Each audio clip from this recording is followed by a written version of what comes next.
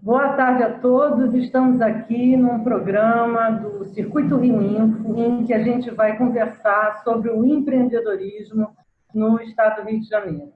Eu agradeço a presença do Pedro Paulo e da Roberta Dalvo, que são comentaristas, e a presença dos super empreendedores, do Jean, do Eduardo, da Yasmin, da Tainá e da Natália. Então, sejam super bem-vindos. Eu sempre comento que eu sou empreendedora raiz, porque eu comecei a empreender desde sempre, então a gente sabe que empreender é um grande desafio, requer vários comportamentos, que é a área aí do Pedro Paulo, requer também muita resiliência, requer assim, uma visão de paixão e de força muito grande. Então, quero, de qualquer maneira, parabenizar todos vocês que estão aí.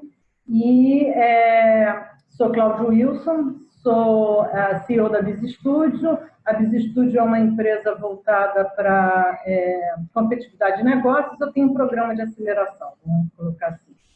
Então, assim, eu gostaria de convidar a Roberta para se apresentar, nossa comentarista número 1, a favorita. Nossa, muito obrigada pela honra, muito obrigada pelo convite. Meu nome, como a Cláudia falou, é Roberta, eu sou professora do Cefet na área de Turismo e Engenharia da Computação e também faço parte do corpo docente do mestrado da Rural, do MPGE. Muito obrigada pelo convite e vamos embora. Eu que agradeço, Roberta. Agora o nosso comentarista favorito. Favorita por sua conta, mas tudo bem. Meu nome é Pedro Paulo Legei. Hoje eu estou também no trabalho de coordenação aqui do Rio Info. Eu tenho uma empresa chamada FIOBR, que tem uma metodologia à base de percepção que eu desenvolvi no mestrado em Economia Empresarial. Dou, às vezes, aula na área de gestão do conhecimento e estamos aqui para colaborar com essa conversa aqui. Obrigada. Agora vamos politicamente correta por ordem alfabética. Natália, das meninas. Eu já ia dizer ordem alfabética, eu já sou a primeira no N? Isso é novidade para mim. Deixar os meninos depois. Boa tarde, gente. Meu nome é Natália. Eu sou mestranda do LNCC e integrante da equipe Racovid Avera. A gente ganhou a 2ª colocação no Racovid-19 e queria agradecer a vocês também o convite para estar falando aqui hoje com vocês. O projeto qual foi? Racovid Avera. Não, mas do que ele tratava? Então, a gente propôs um bot de verificação no Twitter para verificar fake news, de acordo com as postagens que a gente conseguia encontrar relacionadas ao coronavírus. Ok, obrigada. Tainá, por favor. Boa tarde, eu sou a Tainá Azevedo, tenho 19 anos. Meu projeto é sobre que aqui na minha cidade está tendo um fomento mais a jogos, desenvolvimento de jogos, com o Maricá e o que o Ninfa Maricá. E eu queria ver como que esse segmento de jogos podia afetar tanto a localidade da minha cidade, das regiões, tanto as marcas e os produtos que podem interagir tanto com os games e os desenvolvedores, e quem mostra esses jogos que podem ser produzidos pela minha cidade para outras pessoas, além do pessoal que joga aqui. E uma forma de você botar numa plataforma e streamar os jogos, mostrar os jogos, como que ele foi feito e muitas outras coisas também em live, porque é uma coisa que atualmente pode abranger uma qualidade de uma quantidade de pessoas muito grande. Obrigada, Tainá. Interessante. Yasmin, por favor. Boa tarde, gente. Boa tarde a todos. Primeiro, obrigado pelo convite. É um prazer estar aqui representando Cabo Frio, minha cidade do coração. Eu sou empreendedora na área de comunicação. Dentro de comunicação, eu empreendo na área de rádio, uma agência de publicidade e também uma startup, que é uma plataforma de aprendizagem criativa. Bem interessante, bem legal. Obrigada. Depois a gente faz os comentários. Aí nós vamos com o senhor Eduardo Nascimento, diretamente da Baixada. Sem voz, não se escuta nada. Estava habilitando o microfone aqui, perdão. E aí, gente, tudo bem? Eu sou o Eduardo, sou fundador aí da Minha Coleta, uma startup que tem o propósito de ser o elo que faltava para a coleta seletiva funcionar aí no país, com os conceitos atrelados de consumo consciente e economia circular. Estou empreendendo nessa jornada há bastante tempo e é um prazer estar com todos aqui. Obrigada, Eduardo. E quem não poderia deixar de faltar, nosso querido Jean. Boa tarde, Cláudia. Boa tarde a todos. Eu sou Jean, tenho 27 anos. Apesar de estar representando a cidade de Engenheiro Paulo de Frontin, minha cidade natal é Magé, poucos conhecem. Tenho uma empresa chamada Prisma Solutions, que fornece serviços de conteúdo digital.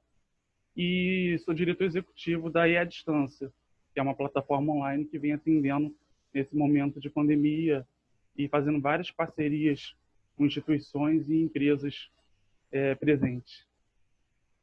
Obrigada. Bom, depois de todos se apresentarem, eu gostaria de destacar que esse realmente está sendo um painel bem diferente, porque a gente tem aqui vários setores de empreendedorismo, que eu normalmente chego a comentar, né? O empreendedorismo da parte de games, a gente tem indústria criativa, tem o pessoal de base tecnológica, então a gente tem aqui um conteúdo muito rico para a gente estar conversando.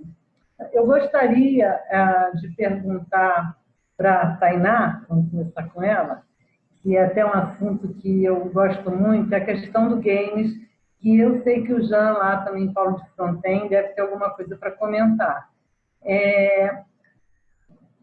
Você identifica game já é, vamos dizer assim, uma tecnologia que até pouco tempo ela era considerada mais apenas de entretenimento. Ele agora está começando a ser utilizado na área de negócios. Não estou falando de gamificação, estou falando de game mesmo, de jogos de desafios, vamos botar assim. Você acredita que existe alguma resistência por parte do ecossistema, né, que você até chegou a comentar que gosta de verificar isso, em termos de ainda ter essa visão, achando que game é apenas um entretenimento, que ele não pode ser utilizado em negócios? Você chega a observar isso aí nas suas... Então, eu acabei observando, sim. É uma coisa que realmente... nós, hoje, aqui no Brasil, a gente pensa mais em jogo para distrair a cabeça dos negócios. É chegar do trabalho e você ir jogar videogame porque você quer se distrair.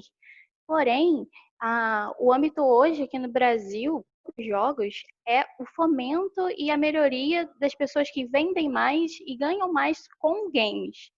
Ou seja, isso, negócios, é muito bom. A gente vê um crescimento que o Brasil ele consegue ser o segundo maior comercializante e consumidor de jogos, de tanto jogar e tanto vender.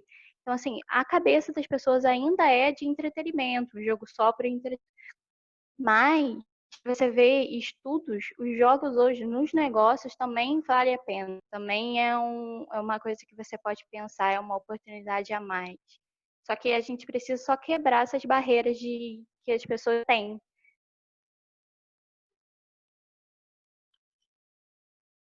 Obrigada, Tainá. Aí eu vou fazer a provocação para o Jean, eu não sei quanto você acompanha isso.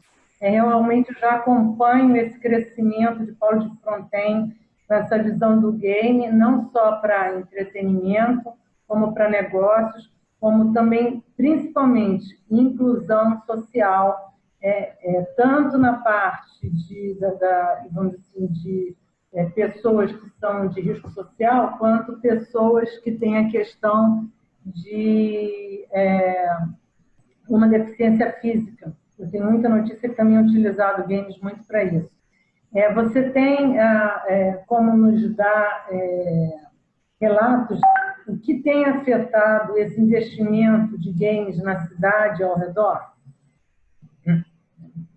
Sim, conforme a Tainá falou, temos sim bastante resistência na área de games, temos uma visão, vamos dizer, um pouco preconceituosa, e isso partindo até da própria família do profissional da área de games, que não consegue enxergar esse setor como uma profissão lucrativa, vamos dizer assim. E acredite, é uma profissão muito lucrativa. E eu sou suspeito para falar em relação ao entretenimento, porque quando eu vim cursar a graduação em jogos digitais, eu sempre vim com uma visão mais voltada para acessibilidade. Tanto que eu participei e coordenei projetos voltados para acessibilidade, para jogos educativos, educacionais. A cidade, ela investe bastante nesse setor. Temos aqui o apoio da prefeitura. Tivemos recentemente aqui o edital da FAPERJ, da Startup Rio.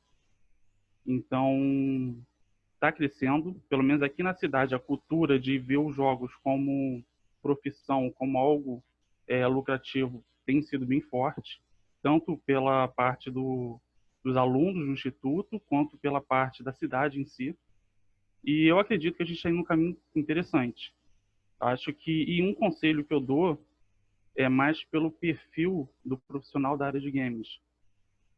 Pelo menos um estudo que eu fiz aqui na instituição, grande parte desse preconceito vem pela questão do perfil do profissional de games. Se ele enxergar a área de jogos como profissão, ele consegue passar essa visão para quem está assistindo. Então, eu acredito que é isso. Obrigada, Jean. Excelente seu depoimento. Eu gostaria de pedir para a Roberta comentar o que ela tem visto aí, de modo geral, no meio lá da FATEC, como essas questões de resistência a determinado setor do empreendedorismo, né? O Jean comentou lá que a família é contra, né? Como é que você pode comentar que tipo de visão você tem tido aí na FATEC? Você também lida com muitos jovens, né? Apesar da gente saber, assim, por estudos, que o Brasil é o primeiro mercado, o maior mercado de game na América Latina, né? Isso aí, quando vai para a universidade, ainda é muito um tabu, né? Porque quando você fala para um aluno fazer algum tipo de projeto na área de game, ele pensa só no videogame. E aí ele lembra logo do pai, da mãe, e eu como mãe também falo assim, menino, sai do videogame. Agora eu já estou com a pandemia, eu acho que a pandemia é até uma oportunidade para esse mercado, para os futuros games e consumidores e construtores de games, de um modo geral. Eu estou perdendo um pouco essa crença que todo pai, toda mãe tem, e o aluno acaba interiorizando isso, que o game é só para diversão, né? E o que eu vejo? O aluno, quando você fala de game, primeiro que muitos, eu assim, posso falar pelo menos das universidades que eu tenho contato, ainda, apesar de ser um movimento que está crescendo, em algumas universidades ainda são poucos os professores que trabalham com isso, né, com essa parte. Então, eu vejo uma dificuldade, às vezes, do aluno, na hora de computação, principalmente, ele se preocupar nessa área. Ele fica muito focado, muitas vezes, na questão da programação para trabalhar numa empresa. E isso, às vezes, é um falso perfil de mercado. E eu acho que deveria ter um investimento muito maior na transposição dessa barreira e desse tabu de que game é só mesmo para a diversão e botar, se enxergar um outro lado do estímulo ao game para a construção de novas carreiras, que já tem um movimento muito maior até fora do Brasil em relação a isso, nas universidades, trazendo a programação para esse lado. E aí estimular o aluno a criar novos projetos voltados para essa área. Muito obrigada, Roberta. Pois é, muito importante. Eu dou assim, um apoio enorme para a IFRJ, para Paulo de Fronten. Eu já levanto essa bandeira, porque eu não tenho tanto braço para levantar tanta bandeira, mas a bandeira do game é uma que eu já percorro, já deve ter uns 4 ou 5 anos, que eu posso apoiar e divulgar. E acho que o Rio de Janeiro é um excelente polo para se tornar referência no mundo do setor de game. Pelo menos é o meu desejo.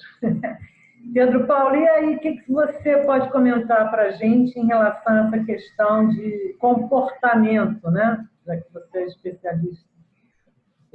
Repara que o jogo ele tem várias características interessantes, porque todo jogo é um desafio qualquer. Você está colocado diante de um desafio para jogar alguma coisa e para ganhar o resultado positivo. Então, repara que a gente pode associar a algum tipo de jogo, primeiro, o processamento de certos processos. Se a gente quer que a pessoa crie um certo hábito em termos de processo, você, através de um jogo, você pode construir esse tipo de hábito. Ao mesmo tempo, você desenvolve as habilidades, pelo processo decisório que você tem que tomar para poder ter êxito nesse jogo. Ao mesmo tempo, você desenvolve um controle emocional, porque o jogo ele te gera um desconforto que você precisa controlar as suas emoções. E, ao mesmo tempo, você também, com os resultados, você mostra que você está se desenvolvendo em alguma coisa. Então, se nós conseguíssemos, na sociedade, introduzir jogos que colocassem os jovens, os adultos, não importa, a sociedade, a exercitar certas habilidades de uma forma lúdica, provavelmente a sociedade ganharia muito mais do que essas propagandas que nós fazemos de informações que não processam essas informações. Certa vez eu falei isso até com o comandante dos bombeiros, sobre a dengue. Se eles fizessem uma forma que os jovens, chegando na escola, pudessem mostrar o que fizeram com relação à dengue, eles teriam muito mais êxito do que ficar fazendo essas propagandas que não chegam a lugar nenhum. Então, o jogo realmente é uma modalidade importantíssima para essa mudança de comportamento dentro da sociedade.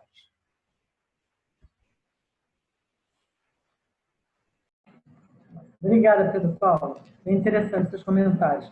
Bom, aí eu vou cair agora aqui para provocar Yasmin, que também é um tema diferente, indústria criativa.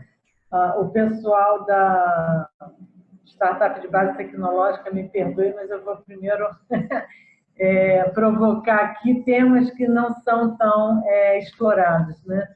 Então, a Yasmin, na verdade, eu diria que ela tem uma startup ligada à indústria criativa, né, Yasmin? Sim, sim. A gente está em processo de investimento agora. Recebemos investimentos, estamos elaborando, né, os primeiros protótipos de produto. É uma plataforma de aprendizagem criativa. Então, eu escutando vocês, né, falarem sobre, às vezes, a dificuldade do mercado em converter uma virtude, né, em uma entrega positiva, né? A gente que, enfim, estudou, todo mundo passou pela escola, passou pela faculdade, hoje eu estou terminando meu mestrado em economia criativa, a gente sabe na pele as dores da educação, né, do processo de aprendizagem do Brasil. E inovação, né, a mentalidade de inovação é de que o problema é a matéria-prima da solução, né? O problema é a matéria-prima da inovação. Então, a gente, né, observando tudo isso, eu tenho 2 sócios nesse projeto, o nome do projeto é Ócio, quem quiser seguir lá é @viverdeócio no Instagram. A gente começou a notar, começou a detectar esses gaps, né, na educação e como a criatividade estava sempre isolada nesses assuntos, né? Como a criatividade é tomada pelas pessoas como uma virtude que você nasce criativo e se você não nasceu, paciência, você tem que ir para outras profissões, outras áreas, né? E a gente começou a perceber, começou a notar a criatividade como uma ferramenta, né, de engajamento no processo de capacitação. Então, a OSSO é essa plataforma, né, de aprendizagem criativa, onde a gente desenvolve cursos e a gente, hoje, né, a partir desse processo, desse momento de estar recebendo o investimento, a gente vai ter uma plataforma online onde esses cursos vão ser veiculados de forma digital. E a proposta é realmente utilizar a criatividade, né? Primeiro, partindo da premissa de que todos somos criativos, né? De que a gente precisa desenvolver como um músculo que precisa ser trabalhado, e partindo dessa premissa, empoderar as pessoas e permitir com que elas desenvolvam os seus negócios, e aí o nosso foco são microempreendedores, né? Micronegócios, desenvolvam seus negócios de forma criativa, né? Não só criativa em relação à produção de conteúdo ou em relação à produção, de fato, de produtos ou serviços, mas utilizando a mentalidade criativa e da inovação nos processos também, porque a gente que empreende, a gente sabe a dificuldade que a gente tem uma bigadia, né? A gente tem um ímpeto, e no dia a dia a gente lida por vezes muito mais com problema do que com a própria criatividade. Então, se a gente consegue inserir a criatividade no processo, né, se a gente consegue inserir a inovação, que também é uma palavra carregada, né, a maioria das pessoas acham que inovação está associada somente à tecnologia, né, e inovação é um comportamento, inovação é uma mentalidade, e a gente conseguir utilizar isso dentro também do contexto e do escopo de pequenos empreendedores, né, que consigam inovar processos, que consigam, através de pequenas inovações também, temperar o mercado. E falando, né, de cidade pequena, isso é muito importante. Essa é a nossa proposta. Microfone.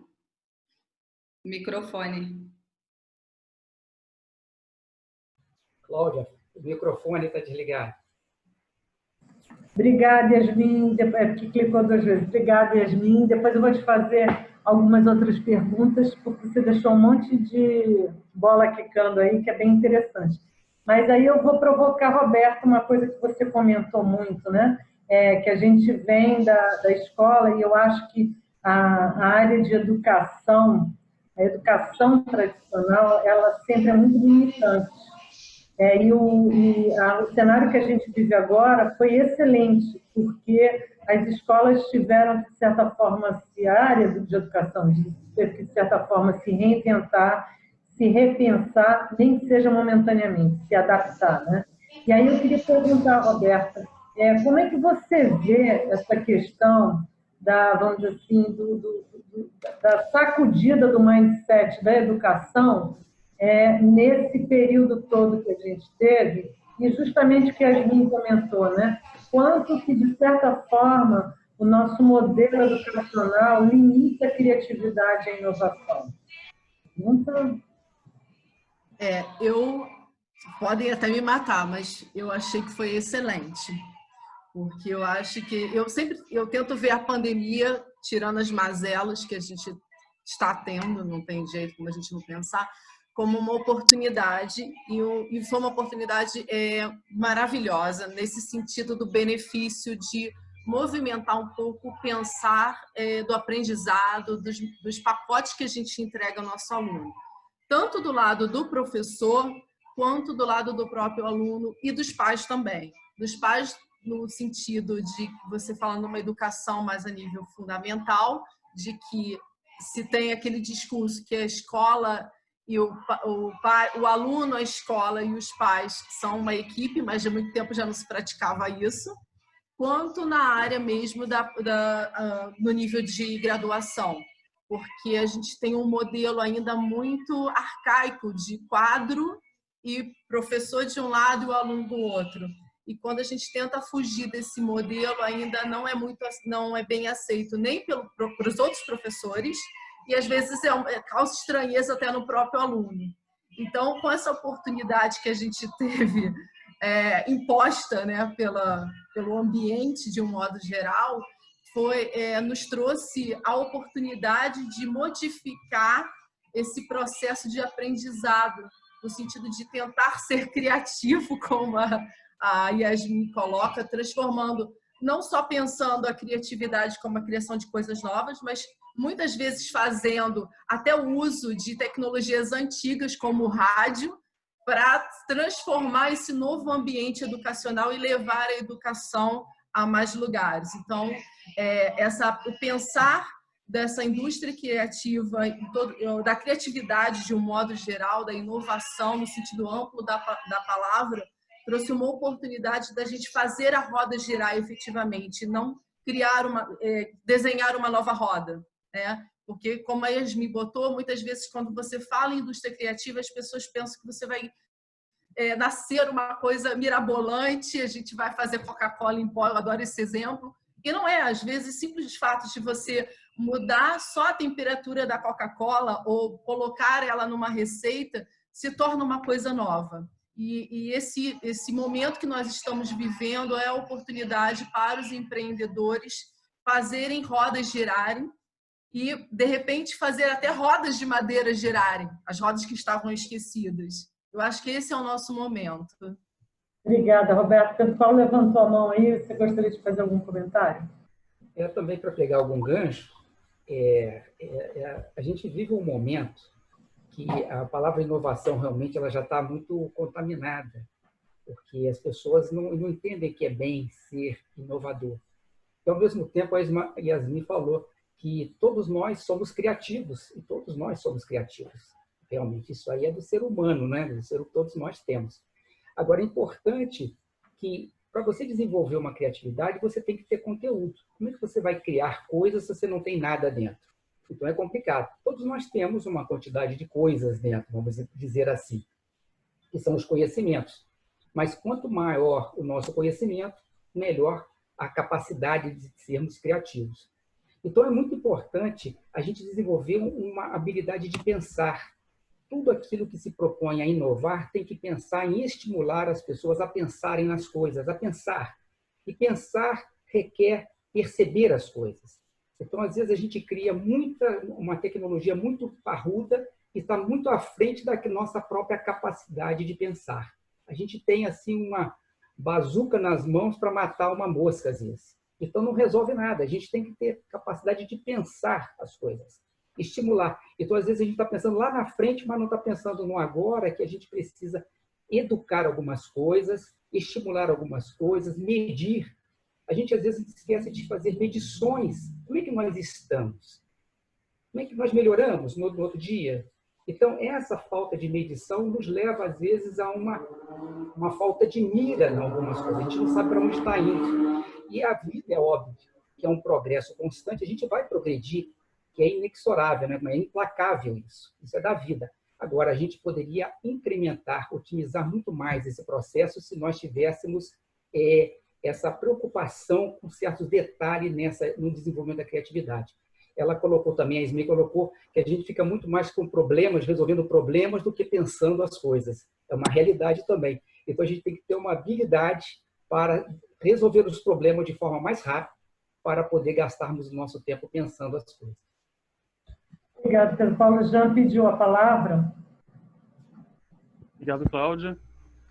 Esse ponto que a Roberta e o Pedro levantou, e a Yasmin também, é um ponto que eu gosto muito de falar sobre, a questão do pensar. Eu, pelo menos particularmente, observo meus colegas de trabalho, pessoas com quem eu convivo, estão tão habituados, nós, né, a sociedade em si, estamos tão habituados hoje, pelo menos a visão que eu tenho, em seguir regras. Ter uma teoria, pelo menos um modelo institucional. Na faculdade que eu cursei, você vai ver o professor fazendo, você aprende, você replica, aí você tem uma atividade lá, você pesquisa na internet como fazer. E eu tenho sentido falta de prática. Eu tenho sentido falta de envolvimento do mercado, envolvimento das empresas dentro das universidades. E aí, voltando agora na questão do pensar, na minha faculdade, a matéria que mais reprova é algoritmo. Aí eu vou perguntar a pessoa, mas não sei programação. Não tem a ver com programação. Linguagem de programação, qualquer um pode aprender. É decorar. A linguagem de programação é decorar. Agora, o algoritmo é você pensar em como solucionar desafios, solucionar problemas. E isso é o que mais reprova na minha faculdade. E programadores excelentes são reprovados em algoritmo. Então, eu não sei se isso tem a ver com o nosso modelo de ensino, o nosso modelo de avaliação. Tem um outro ponto que a Roberta estava falando, que a Cláudia fez a pergunta, sobre será que hoje o ensino ele limita a criatividade? Então, eu estou cursando o curso de graduação. Aí tem lá arte, programação, gestão, diversas disciplinas na grade. Eu sou programador, eu sou gestor, eu sou um péssimo artista. E se eu for avaliado como artista comparado a outras pessoas que são excelentes artistas e péssimos programadores, e se isso vai determinar se eu vou entrar no mercado de jogos, sendo que eu vou trabalhar com programação, então, assim, eu vi muitos colegas desistirem da faculdade por causa disso. E excelentes profissionais. E é um ponto que, particularmente, eu não sei se todos aqui concordam, se todos enxergam assim, mas é um ponto que eu já venho debatendo há bastante tempo com diversos colegas e professores. E a falta de incentivo também no mercado de trabalho. Isso é uma coisa que eu sinto muita necessidade dentro das universidades, a falta de incentivo ao mercado de trabalho. É isso. Obrigada pelo seu depoimento. Pois é, o que você fala aí me remete muito, é que, na verdade, todas essas questões são relacionadas a, vamos dizer assim, uma determinada liberdade.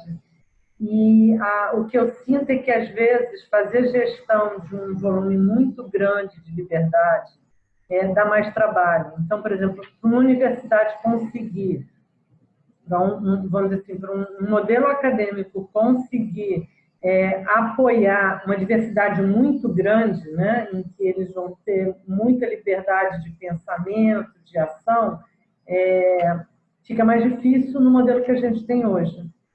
E, com isso, para facilitar o desenvolvimento, eu acredito que acabam criando modelos encaixotados para realmente dar, para levar todo mundo adiante. E, na verdade, isso acaba dando um determinado custo, que é limitar uma criatividade, inibir o desenvolvimento de uma inovação ou coisa parecida. Bom, mas aí, continuando aqui, vou pegar o doutor Eduardo, que está ali calmo. Pedro Paulo comentou sobre a questão de, às vezes, a gente está com soluções acima da nossa época. Eu sei, o Eduardo vai falar da minha coleta, que eu acompanho aí desde o embrião, digamos assim, né, Eduardo? Exatamente. Mamãe Cláudia. Pois é, madrinha. E aí, meu pupilo. E aí, na verdade, a grande pergunta que eu tenho, eu, pessoalmente, como cidadão, eu já tenho preocupação com a questão da sustentabilidade, com o resíduo orgânico, tenho já essa preocupação, né? Mas eu sei que eu não faço parte da maioria. E o Eduardo vai falar da startup dele, e eu queria que o Eduardo comentasse também quanto que ele acha que talvez ele esteja um pouco adiantado para, vamos dizer assim, o entendimento da população e do cidadão da importância da solução que ele apresenta. Obrigado, Claudinha, pela pergunta. Obrigado a todos aí, a discussão está muito boa. Falando sobre exatamente isso, sobre estar à frente do que as pessoas estão acostumadas e tal. Essa pandemia ela trouxe um pouco mais de consciência, né? As pessoas estão começando a dizer caramba, eu não tinha noção de quanto lixo eu gerava dentro de casa, não tinha noção de como eu tinha resíduo, como eu tinha coisa dentro de casa. Isso vem aproximando um pouco mais a consciência das pessoas nesse sentido.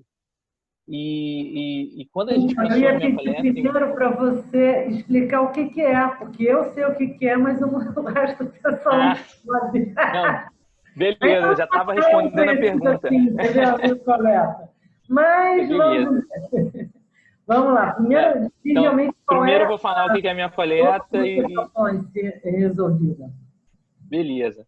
Então, assim, a gente, quando começou em 2017, a gente tinha o objetivo de criar um software que resolvesse o problema da cadeia, né? A gente tinha um pouco essa pretensão e a ideia era a gente conseguir construir algo que conectasse todos os pontos.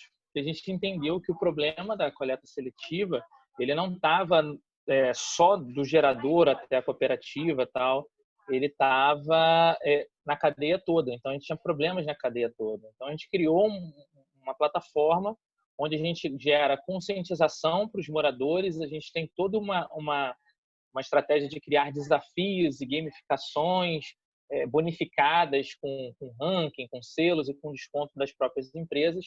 E hoje a gente tem uma plataforma que a gente realmente considera que é o elo, né? Ligando desde a indústria, que tem a responsabilidade de tirar o resíduo do meio ambiente, né?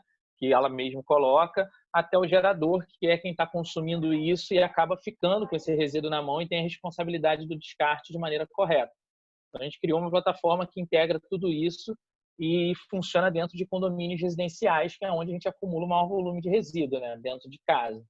Então, a gente nasceu com esse propósito e quando a gente falava disso em 2017, as pessoas não entendiam bem como a gente ia fazer a coisa acontecer, como ia fazer funcionar, né? Até hoje a gente tem muita dificuldade, a gente vê que a nossa solução ela tem uma barreira de entrada pelo potencial de inovação muito mais voltada para a consciência mesmo das pessoas, né?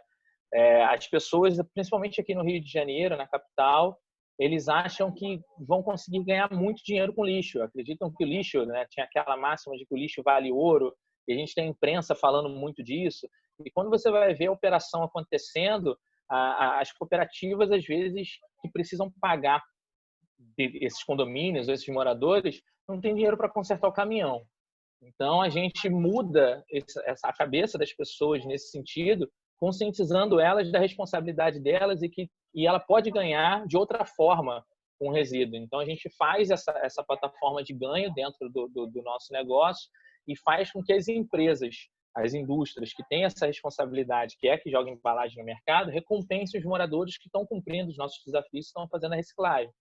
Então, entrar num mercado, de repente, num mercado novo, onde você é o desbravador, onde você é o pioneiro, é isso, é perceber que você vai precisar melhorar os seus argumentos de venda, melhorar o seu funil e assemelhar a exemplos reais ou a situações reais. Então, toda hora eu me vejo falando com algum síndico de condomínio, explicando que a gente é o Uber. Aí, quando eu falo que a gente é o Uber, o cara se assemelha.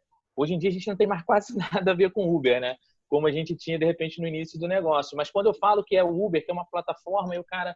então você é só uma plataforma, você está ligado a uma cooperativa que você está ajudando, então você está ligado à empresa que você está fazendo, você é a plataforma que integra tudo isso. Pô, eu não vou ganhar dinheiro com o meu resíduo, mas eu estou ganhando recompensa de várias empresas que estão com a gente e tal. Então você tem que vencer essa barreira de comunicação, né, com uma certa inteligência para tentar se associar ao que já existe, o que está similar a ele, porque quando você é o primeiro, assim, as pessoas têm muita dificuldade de entender o que você está tentando vender, o que você está tentando trazer. Bem interessante seu depoimento, e eu pedi para o Pedro Paulo comentar aí justamente sobre essa questão de mudança de comportamento, que nada mais vamos dizer assim, a provocação que o Eduardo faz é que a população mude o comportamento, entenda que a separação do lixo ele traz benefícios não só para o meio ambiente, como para a própria pessoa. Como é que é essa questão da gente estar brigando aí com um comportamento que já é adquirido há tantos anos? Veja que é até interessante que a cadeia que ele falou envolve a conscientização inicial. E outra coisa que a gente pode levantar é o seguinte: está cabendo às empresas fazerem a conscientização quando deveria ser um processo da sociedade. As empresas não deveriam se preocupar com isso. Elas deveriam prestar um serviço em cima de uma conscientização que deveria existir na sociedade naturalmente. Não, mas agora a empresa tem que se preocupar em preparar o seu cliente para poder vender o seu produto. É uma coisa até meio paradoxal e fora ainda das condições. E outro detalhe, até o cliente direto, ele precisa convencê-lo que aquilo é importante. Também não tem a conscientização. Mostrar o futuro para as pessoas não é fácil, porque às vezes a gente está vendo, o inovador está vendo lá na frente. É o futuro, lógico, o inovador vê na frente. E aí você tenta mostrar para uma pessoa no momento presente uma coisa que ele não consegue enxergar lá no futuro porque não tem conscientização. Então isso é um processo realmente árduo, mas é o nosso desafio de fazer. Não tem jeito, a gente tem que lutar. E aí a gente tem que melhorar realmente a habilidade da comunicação, a habilidade da negociação, que são comportamentos inerentes de uma pessoa que quer empreender alguma coisa. Não adianta a gente só ter um negócio, a gente tem que saber se comunicar, vender o peixe, tem que saber negociar também a situação, porque são situações diferentes com cada um. E outra coisa importante é a gente ter uma resiliência, porque não é fácil, como você mesmo falou, Eduardo, que já está há bastante tempo nessa luta. Então, quando a gente tem entre aspas, uma certeza dentro de nós que aquilo realmente vai vingar uma hora, pode demorar, mas que aquilo faz sentido, né? Aquilo faz sentido. Tem que ter bastante resiliência, porque até chegar essa conscientização na sociedade, às vezes demora um bom tempo. Às vezes é mais rápido, mas depende do momento. Mas vale a pena o desafio quando ele faz sentido também, né? Tem que fazer sentido, senão a gente fica também batendo numa tecla que não vai chegar a lugar algum. Mas é importante esse início da conscientização. Tá? Eu trabalho muito isso. Vocês falaram da questão do meio acadêmico, vocês levantaram aí. Eu tenho até uma ideia, um projeto que poderia mesclar comportamentos no meio acadêmico. Porque o meio acadêmico fala das coisas, mas não pratica as coisas e não estimula a mudança de comportamento das coisas. Eu falo de inovação, existe inovação, é importante, mas eu não estimulo o aluno a ser inovador. Eu não faço a prática daquilo. Então, é muito importante a gente mexer lá no meio acadêmico. Olha só, a educação gerando a conscientização. E aí as empresas vão se preocupar em atender às necessidades da sociedade sem se preocupar com essas coisas. Bom, é bom porque era a pergunta justamente que eu ia fazer para a Roberta. Eu acompanho muito essa questão de sustentabilidade, até porque meus filhos são muito ligados a isso, né? Provocam muito esse tema em casa e no meu próprio comportamento. Então, o meu comportamento está sendo assim, no tapa mudado, né? Vamos dizer. Mas o Pedro Paulo comentou realmente uma coisa.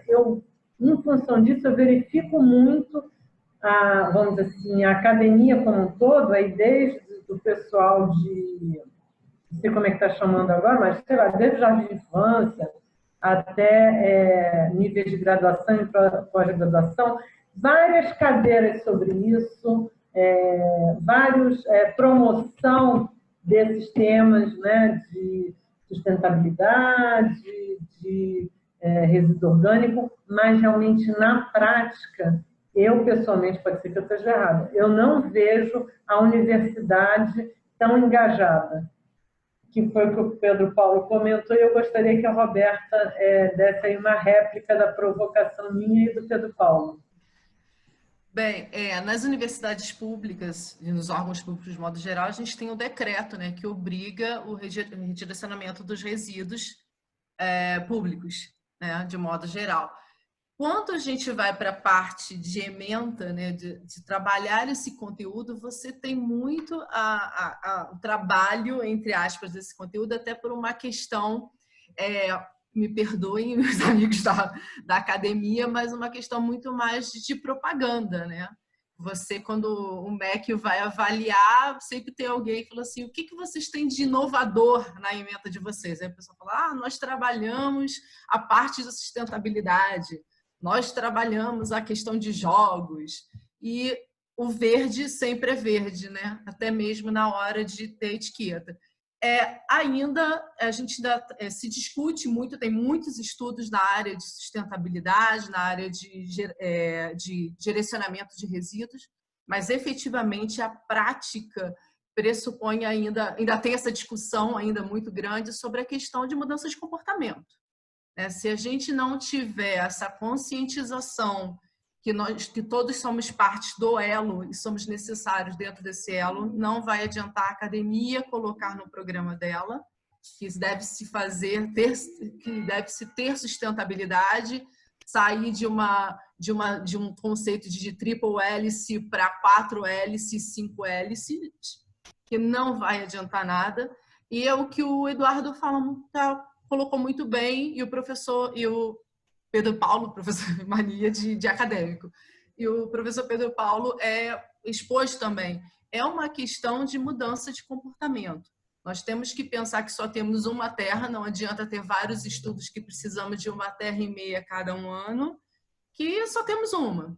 E como que a gente vai fazer? Outra coisa muito bem sinalizada, hoje as empresas, de um modo geral, estão sendo obrigadas a mudarem o seu comportamento e tentar, a reboque, atrelar o consumidor a um consumo responsável sobre seus produtos. Mas ainda tem aquele trabalho de formiguinha que a gente esquece e bota na invisibilidade, que é o próprio catador de material, a pessoa que vai direcionar, que tem um grande impacto para tentar minimizar esse impacto ambiental, mas o que a gente volta para o início da questão, que é redução de consumo, consumir de forma consciente e mudar o nosso comportamento em relação aos recursos que a gente utiliza. Se não for isso, a gente vai ficar rodando e não vai ter muito efeito, além de que simplesmente ter um selo, né? Obrigada, Roberta. Bom, e aí eu diria que mais ou menos eu fecho um ciclo de assuntos sobre desafios do empreendedorismo, de assuntos que estão latentes, que são a futuro, a curto e médio prazo, né? E aí eu vou pegar a Natália que está aí no fogo cruzado do Covid, né? Parabéns por você ter participado lá do desafio. Eu, inclusive, fui uma das mentoras, não sabia quais foram as equipes que tinham vencido. Fico muito feliz de ter conhecido a equipe segundo colocado. E aí eu te pergunto, Natália, como é empreender em cima de uma situação que está tão crítica, né? Foi um evento que praticamente no final de semana vocês tiveram que estar apresentando ali alguma solução. Eu sei que algumas equipes já tinham trazido o projeto com algum estudo anterior. Como é que foi para você, vamos botar assim, empreender nessa emergência, né? Nesse senso de urgência que se apresentou para você? Então, essa questão da fake news é uma questão muito atual e muito polêmica, né? E acho que o que a gente mais se surpreendeu assim com coisa positiva de participar do Hackathon foi justamente ganhar esse ponto de vista de que o empreendedorismo e a pesquisa científicas estão tão próximos. Porque, até concordando bastante com tudo que está sendo dito aqui, infelizmente, o mundo acadêmico, a gente acaba ficando muito distante. A gente não tem essa consciência de que o empreendedorismo está, assim, muito próximo da pesquisa científica. E ali no Hackathon, os desafios foram os mais diversificados possíveis, né? Tinham até questões, por exemplo, desafios propostos de pessoas que têm baixa renda e têm dificuldade de acesso a atendimento, no caso de suspeita de Covid, por exemplo, até a questão mais tecnológica, como a solução, uma proposta de solução para o combate às fake news, que foi o que a gente propôs. Então, a participação no evento foi muito legal, foi muito surpreendente para a gente o quão enriquecedor acabou sendo, né? Porque a maioria de nós ali, a gente é do LNCC, 2 pessoas apenas que têm um pouco mais de contato com a empresa, porque tem formação em engenharia de produção e em administração. Eu sou matemática licenciada, então ainda não tive muita experiência como professora, mas com empreendedorismo eu nunca tive nenhum antes do Hackathon, e agora a gente está tendo um pouco mais de oportunidade, porque até como prêmio do evento, a gente ganhou também um contato com algumas empresas que podem tornar o nosso projeto um empreendimento de verdade, e, enfim, foi uma experiência muito legal mesmo, e está sendo ainda, né, porque a gente está querendo continuar trabalhando bastante nisso. Muito obrigada, Natália. Realmente é até engraçado, você comentou aí, eu fui mentora de diversas equipes e realmente tinha vamos assim, proposta de solução para várias dores e das mais variadas possíveis. É bem legal. Aí nós vamos dar uma viradinha aqui, que o tema vai ser como é empreender nas suas localidades, porque nenhum de vocês está em grandes centros, né? Pelo que eu entendi aqui da dinâmica, todo mundo normalmente está fora da cidade do Rio de Janeiro e está em regiões próximas. E eu vou começar com o Jean, que eu acho que foi o que menos falou ali no início. Jean, me conta como é que é empreender na sua região especificamente. Obrigado, Cláudio. Bem, conforme... Eu acho que a palavra que define é desafio, né? Desafio, eu acho que é a palavra que define a vida de todo empreendedor. E conhecer as dores da região onde a gente pretende atuar são diversas dores. E se está atuando dentro disso, buscar parcerias, saber se o seu produto vai ser bem aceito, validar isso, é complicado. Eu comecei em 2014. Eu acredito que a criação ela influencia bastante, né? Desde criança, eu acredito que eu já venho empreendendo. Com 12 anos eu estava na praça da minha cidade vendendo sorvete e sempre gostei de estar em contato com as pessoas, me comunicando. Eu sempre gostei de desafios, propor soluções. Eu não gostava de ver algo que alguém não quisesse resolver, eu tinha que resolver. Sabe quando lá dentro começa a coçar e você quer resolver uma coisa e você não descansa enquanto você não resolver? E aí, quando eu cheguei em Morro Azul, que é a cidade de Paulo de Frontin, conheci uma cidade calma, né? Eu vim de uma cidade movimentada, Baixada Fluminense, uma cidade calma, com bastante comércio local e nenhuma tecnologia atuando nesse comércio. Era um comércio boca a boca, era um comércio papel. E você entrava nos comércios, você não via um computador, você não via um programa, você não via um controle de estoque. E aí eu comecei a enxergar uma oportunidade. E eu comecei a me familiarizar, fazer amizade com a cidade, e eu comecei a ver que, apesar dos comércios estarem bem, estavam conformados, se você mostrasse para eles que a vida deles podia ser melhor, podia ser mais simples, eles podiam lucrar mais com a tecnologia, então seria bem aceito. E da onde surgiu o desafio? O desconhecido causa medo. E a maioria dos comerciantes da minha cidade são da velha guarda. E quando você fala em colocar um computador que vai gerenciar todo o sistema do comércio, eles me olham assim e falam: você está falando grego com isso, está vendo muito filme. E aí você ter que quebrar essa barreira e mostrar de fato aquilo acontecendo é muito difícil. O próprio Eduardo falou, o Eduardo tem a empresa dele, a startup dele, ele vê que trabalhar com a cultura, fazer com que as pessoas mudem o comportamento é difícil. Então eu tive que ir naquele passinho de formiga pouco a pouco, mostrando, fazendo uma instalação de internet. E hoje eu sou bem aceito, hoje os serviços são bem aceitos na cidade. Mas isso levou o quê? Desde 2014, trabalhando com isso. E aí um outro ponto importante também. Não adianta a gente achar que a gente sabe fazer, a gente achar que não tem mais o que aprender e achar que o nosso jeito é o jeito correto. A gente tem que se adaptar o tempo todo. Então, o Pedro falou, a comunicação. A comunicação foi fundamental para que eu conseguisse ter um sucesso aqui na região. Se eu não conseguisse me comunicar, vamos colocar assim, no idioma dessas pessoas, porque se eu falar termos técnicos, tecnologia, também fui pesquisador do LNCC, Natália. E aí, quando eu ia para Petrópolis, o meu orientador foi o Giovanni Cavalcante, e aí eu fazia trabalhos lá, e eu chegava aqui para a cidade, ia compartilhar com os amigos da cidade, parecia que estava falando grego. Então, a comunicação foi fundamental. E, por fim, hoje eu ainda enfrento dificuldades. Eu tenho um cliente que ele desenvolveu um aplicativo chamado Vale Muito Mais, que é marketing de proximidade.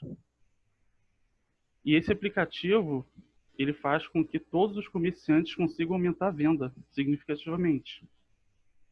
Só que os comerciantes têm tanta resistência em aderir ao aplicativo, e mesmo a gente querendo fazer de graça, por quê? É muito complicado. Eu não conheço, isso não existe, isso não funciona. Então, acho que é o desafio mesmo.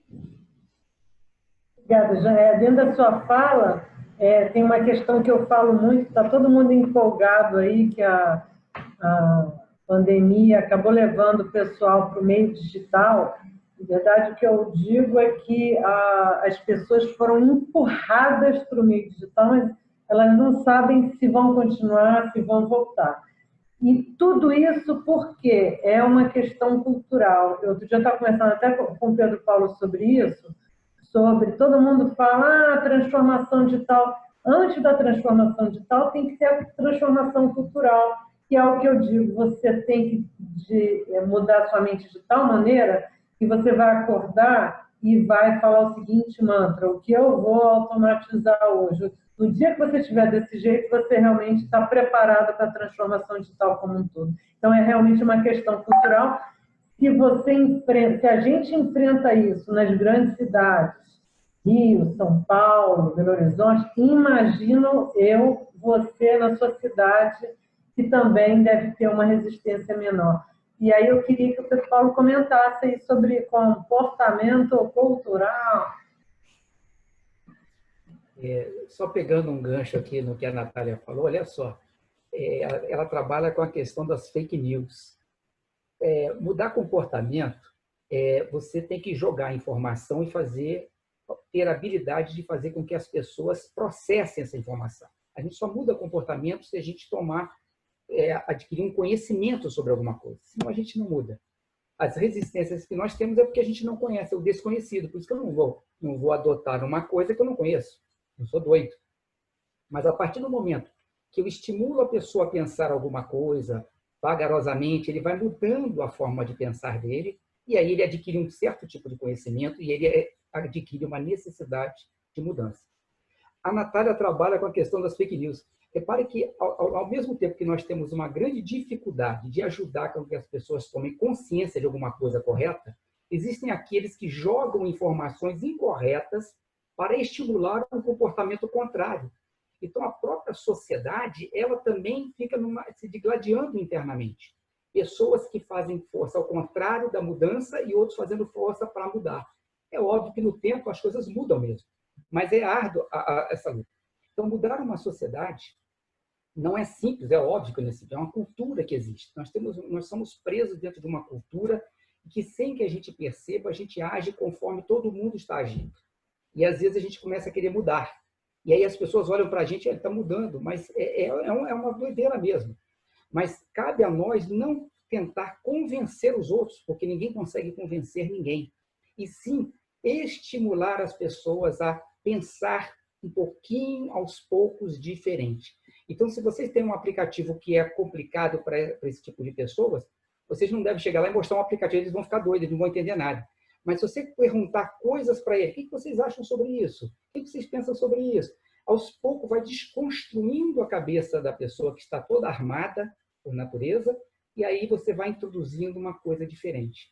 Então, é um trabalho árduo mesmo, é um trabalho vagaroso, mas que ele no final ganha, porque o ser humano ele tende à melhoria. É natural isso, todos nós queremos o melhor. Então, a gente pode ficar teimando uma coisa até sermos convencidos por nós mesmos. Cabe a nós tentar esse convencimento interno. Obrigada. E aí eu vou voltar para a Natália perguntando como é empreender em Petrópolis, né? Você não fica em Petrópolis? Então, o LNCC é em Petrópolis, né? Mas agora, nesse momento de pandemia, eu estou aqui na casa dos meus pais. Mas só aproveitando o gancho do comentário dele, essa questão da fake news, como eu disse antes, é muito polêmico mesmo, né? Sim, é fundamental a gente instigar as pessoas a começarem a raciocinar de fato, porque a gente tem sim o instinto de querer melhorar sempre, mas às vezes parece que a gente tem que insistir mesmo nesse, né, instigar o raciocínio. Mas uma outra questão polêmica também que a gente tem enfrentado no nosso projeto agora é a tendência, né? Porque às vezes quando a gente vai verificar, a gente vai constatar uma coisa como verdade ou mentira, a gente está sempre tendencioso. A gente acaba por experiência tendendo a afirmar aquilo ou não.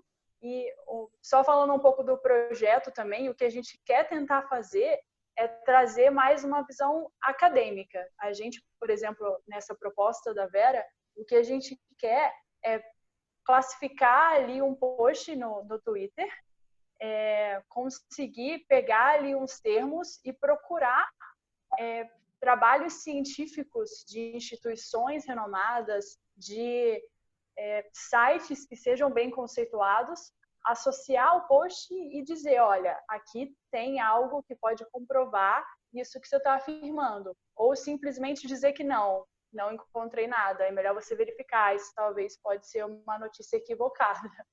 Mas, agora respondendo à questão do empreendedorismo, eu estava falando do quão próximo é a pesquisa científica do empreendedorismo, né? Justamente porque empreender significa executar ou realizar uma tarefa.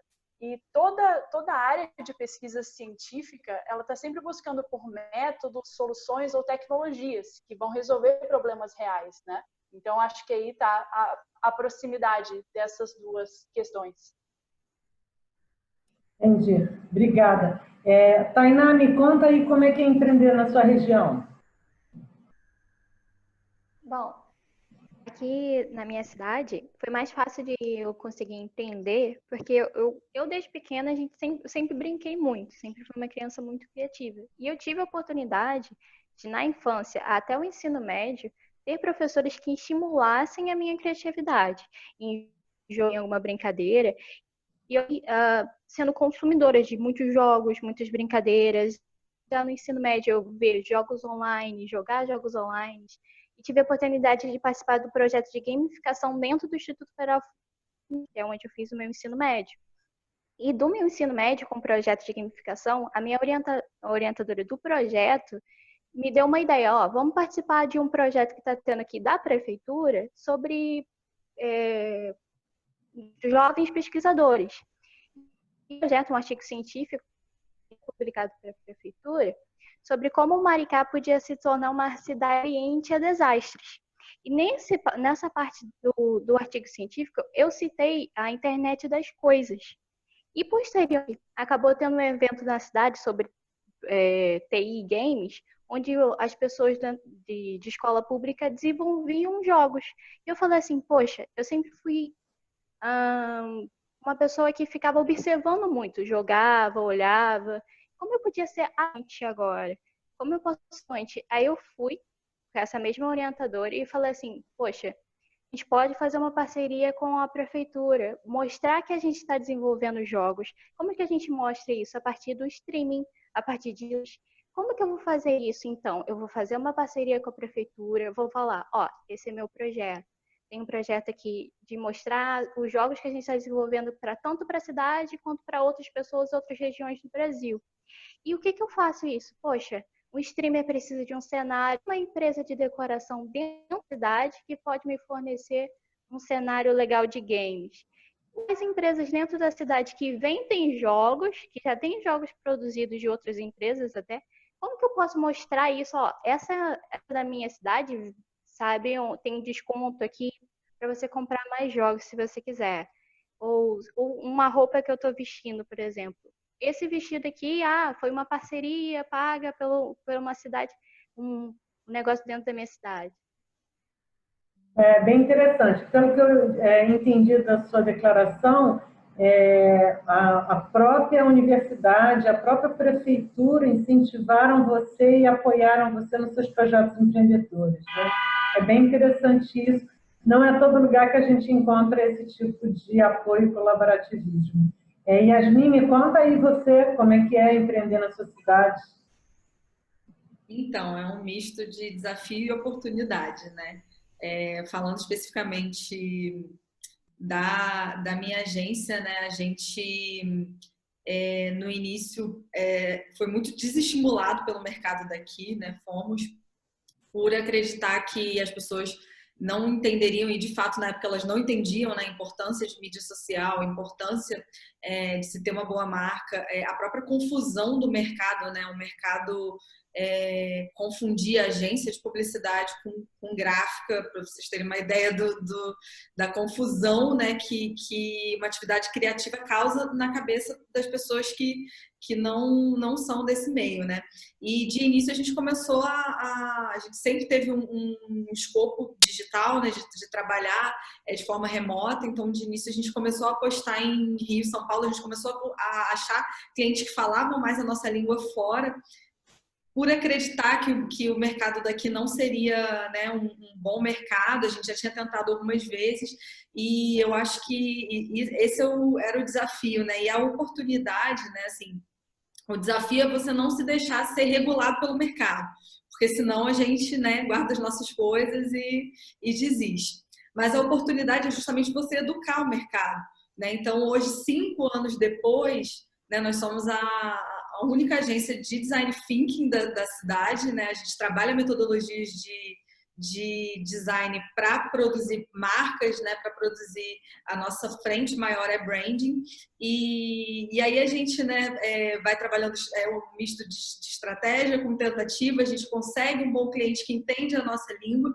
Hoje a gente, graças a Deus, a gente atende marcas que a gente conseguiu encontrar o nosso público, a gente atende marcas que entendem a importância, né? Ainda que não entendam perfeitamente o que é branding, o que é design thinking, mas veem resultado nisso, conseguem assimilar esse resultado. Então, eu diria que é isso, é um misto de desafio e oportunidade. Muito obrigada, bem interessante. E Eduardo, e aí na Baixada? O que você me conta como é que é o ambiente, o ecossistema da Baixada? Claudinha, hoje em dia a gente tem aí a tecnologia que ajuda a disseminar informação, né? Mas não adianta a gente ter todas as informações na internet se as pessoas não sabem que querem procurar aquilo. E eu empreendo hoje a minha coleta ela funciona na capital, mas na Baixada Fluminense eu empreendo desde 2007 com um negócio formal. 2009 eu fiz a minha primeira startup lá e sendo um dos primeiros caras a falar de startup na Baixada, fazer essas coisas na Baixada Fluminense, eu vejo que o cenário de 2009 para cá mudou muito pouco. Mudou muito pouco. A gente vê que os ecossistemas agora começaram a ser levantados. Agora a gente começou a ter algumas coisas que estão sendo levadas para lá. O Startup Rio foi uma tentativa para tentar levar alguma coisa para a Baixada Fluminense, e eles tiveram muita dificuldade de conseguir empreendedores na Baixada Fluminense. Então, assim, eu acho que é um celeiro, tem muita gente boa, muitos empreendedores tradicionais, mas é isso, né? Você tem pouca oportunidade, tem pouco relacionamento, está 40 minutos da capital, então e você tem fome, né? Que é uma outra parada que é muito importante. O DH da Baixada é muito ruim, o saneamento da Baixada é muito ruim. Então, eu costumava brincar com o seu amigo pessoal da fábrica de startups, a gente já fez alguns eventos juntos pelas universidades bem lá atrás, e eu dizia para eles que para empreender eles tinham que acordar e dar um bom dia para o porteiro do prédio, e eu tinha que pular uma vala, né? Claro que era uma analogia para mostrar para eles mesmo que a gente não tem saneamento básico em vários lugares da Baixada Fluminense, né? E é totalmente Eu sou totalmente contra essa máxima de que o cara que está na necessidade extrema ele vai conseguir tirar daí uma ideia brilhante e conseguir virar rico de uma hora para outra. Isso para mim é uma falácia. Eu acho que você precisa dar estrutura para as pessoas, você precisa dar condições para que essas pessoas consigam pensar. Você vai para a escola com fome e você não consegue prestar atenção na aula. Se você não tem garantia do salário para sua família, você não vai conseguir botar para frente alguma ideia que você tenha, que você vai precisar dedicar tempo, que você vai ficar duro, que você vai muitas vezes se endividar até, dependendo do seu momento, dependendo da sua estrutura. Então, assim, eu vejo que pouca coisa mudou efetivamente de quando eu comecei lá em 2007 para 2008 até hoje. Eu vejo que na Baixada Fluminense pouca coisa mudou. Nós tivemos diversas iniciativas, tentativas. Eu estou toda hora tentando levar a gente para lá. A gente vê alguns expoentes aí saindo da Baixada Fluminense. Então, tem alguns amigos empreendedores que saem de lá, mas se você for olhar a realidade de todos nós que saímos de lá, nós temos para a Baixada Fluminense uma realidade privilegiada. Então, e a gente precisa democratizar um pouco mais isso. Então, eu vejo que na Baixada Fluminense a gente tem essas dificuldades de acesso. Por mais que essa esteja disponível online para todo mundo, a gente precisa de gente falando como é que a gente vai fazer, tal, como é que a gente entende a nossa realidade, como é que as pessoas que estão lá elas vão conseguir entender a diversidade daquele local, as peculiaridades daquele local e, a partir disso, construir algo que realmente faça sentido, né? Então, eu acho que é um pouco disso. Queria só fazer um adendo. Perdão, pode fazer. Que eu ia comentar o seguinte: a gente já fala tanto da dificuldade do empreendedor, das incertezas do empreendedor no ambiente de temperatura e pressão normal. Agora, imagina quando você adiciona isso, toda essa realidade que você trouxe agora. A situação fica realmente muito mais crítica e, vamos dizer assim, eu acho que eu sou uma pessoa feliz porque eu diria que eu conheço 4 ou 5 empreendedores aí da Baixada, então eu conheço a nata da nata, realmente gente resiliente. Todos eles, isso eu posso dizer, eu comento muito do faca no olho, né? Porque tem a galera do sangue no olho, com a faca no dente, eu vou logo direto na faca no olho, que é aquele cara assim, né? Realmente super dedicado, uma força incrível. E eu poderia dizer que todos esses que eu conheço são desse jeito, né, Eduardo? Você, sim, tem do café, tem um pessoal realmente muito bom aí na Baixada. Mas aí o que eu ia comentar é o seguinte: dos poucos movimentos que enxerga, né, essa questão do Estado como um todo é a Rio Info. A Rio Info, ela já vem tratando esse assunto, né, de explorar mais o interior do estado do Rio há vários anos. Inclusive, Eduardo veio em função disso, que me perguntaram: alguém da Baixada? Eu falei: Eduardo, pode ir lá que o cara é quente. E aí, realmente, a Rio Info tem essa preocupação e tem trabalhado.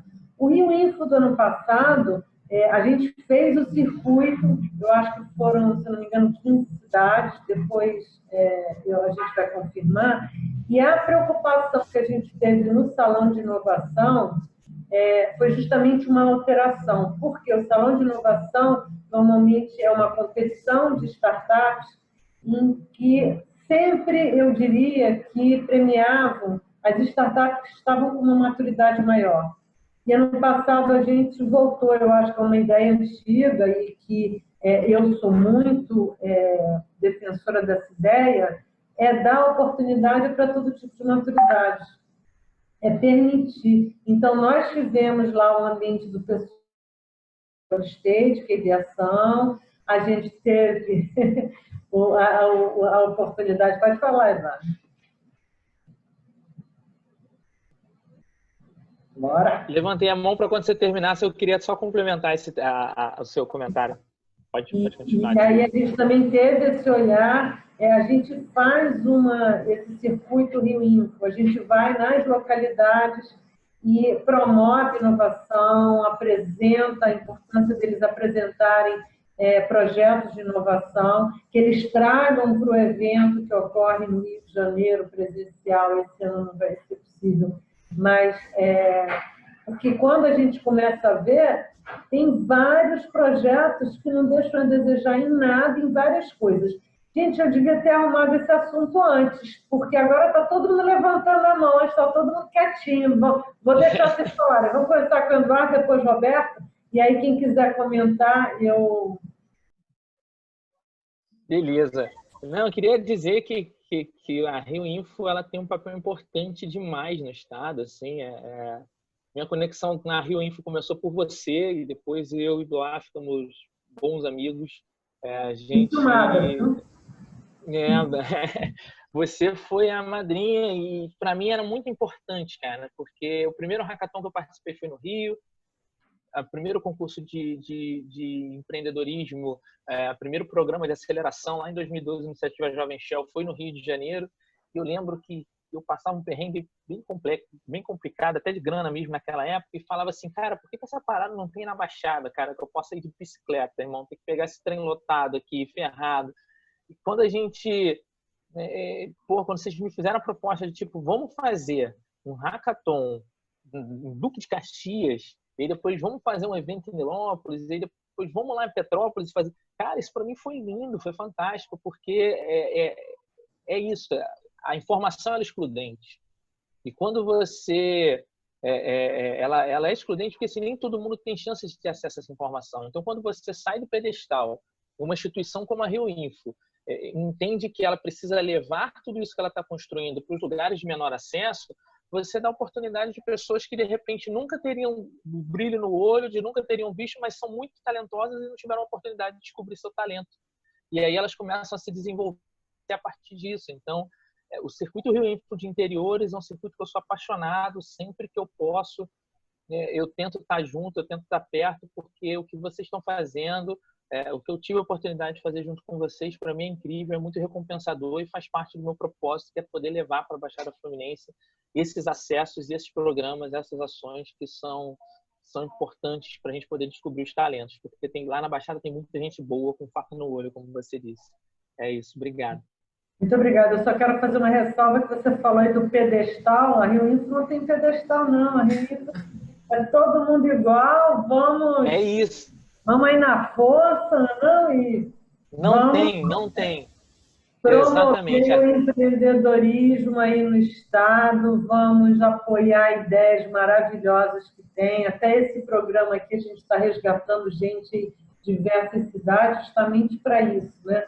A gente está dando voz a vocês e contar com vocês para que vocês realmente tragam os projetos de vocês. Aí eu vou pedir para a Roberta falar e depois a Tainá. Eu vou também continuar a rasgação de seda para a Rio Info, mas eu tenho um depoimento que realmente a Rio Info me ajudou muito a começar uma mudança de comportamento no próprio Cefet Petrópolis, né? Quando eu chegava na engenharia da computação e falava assim, não, vamos fazer um projeto de negócios, vamos fazer um projeto para que os alunos estimulem o empreendedorismo, o pessoal falou assim, mas eles não precisam ser empreendedores, eles precisam aprender a programar. E aí, quando eu conheci o Márcio Campos, primeiro eu conheci o Márcio Campos e a Leila, depois eu conheci o Alberto.